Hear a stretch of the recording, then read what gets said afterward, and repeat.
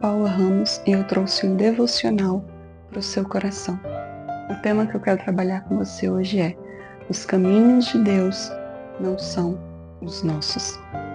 O versículo-chave está no livro de Isaías, capítulo 55, versículo 9, que diz o seguinte: assim como os céus são mais altos do que a terra, também os meus caminhos são mais altos do que os seus caminhos, e os meus pensamentos mais altos do que os seus pensamentos. Você já parou para pensar como raramente Deus faz as coisas da forma como nós achamos que Ele fará? Como tantas vezes nós criamos uma expectativa e as coisas acontecem de forma completamente diferente? Um exemplo disso foi Moisés.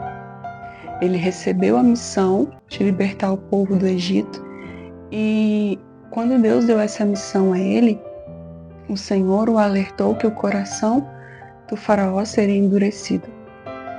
No entanto, quando Moisés chega para falar com ele, e realmente o coração do faraó é endurecido, porém o faraó ainda aumenta a carga de trabalho em cima do povo, ainda os oprime ainda mais. E aí aquilo que já era ruim ficou ainda pior. Moisés, que chega ali com uma mensagem de libertação, como um herói, naquele momento ele recebe a antipatia do povo, né? Ele passa a ser questionado e criticado pelo povo. E muito frustrado, Moisés vai falar com Deus e Moisés questiona a Deus, né? E fala assim: por que ele está fazendo isso com este povo, né? Por que me enviaste? O problema aqui foi porque Moisés ele criou uma expectativa, ele criou na cabeça dele uma fórmula de como as coisas aconteceriam, e quando não aconteceu da forma como ele esperava, ele desanimou. E quantas vezes isso não acontece conosco?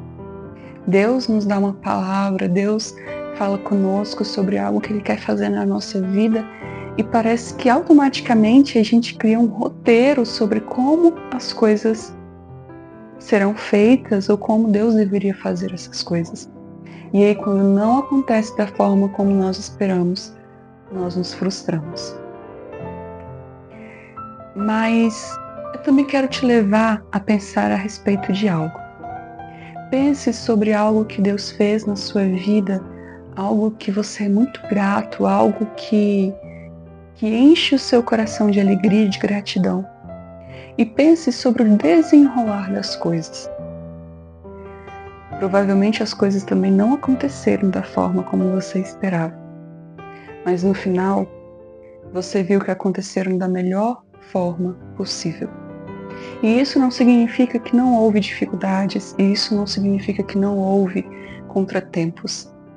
Mas você viu a mão de Deus sobre você e você viu Deus prover, cuidar e te abençoar. Ao olhar para a obra de Deus em sua vida, você verdadeiramente reconhecerá o quanto Ele foi sábio, o quanto Ele agiu com sabedoria e poder sobre a sua vida. Nós temos expectativas muito limitadas. Nós vemos as coisas de forma muito limitadas e por isso nós nos frustramos. Mas Deus Ele nos dá da sua sabedoria para que nós possamos entender os caminhos do Senhor. Quando a Bíblia diz que todas as coisas cooperam para o bem daqueles que amam a Deus, Deus está dizendo que até mesmo os contratempos, que até mesmo as dificuldades, que até mesmo os nãos que você recebe pelo caminho, todas essas coisas irão cooperar para o seu bem. Busque alinhar as suas expectativas em Deus, não dizendo como Deus deve fazer A ou B, mas crendo que independente da forma como Ele agir, que independente da forma como Ele providenciar as coisas, será bom, será perfeito e será agradável. Um exemplo disso é que Moisés verdadeiramente trouxe libertação sobre o povo, foi de forma maravilhosa, milagrosa, sobrenatural. E o povo de Israel viu o agir, o cuidado de Deus, a provisão de Deus. E não somente o povo de Israel, mas todas as nações conheceram a mão poderosa do Senhor e temeram diante disso. Então, que da mesma forma você possa crer, confiar e depositar em Deus as suas expectativas, crendo que Ele não falhará e, mais do que isso, que Ele trará grande vitória sobre a sua vida. Amém? Até a próxima.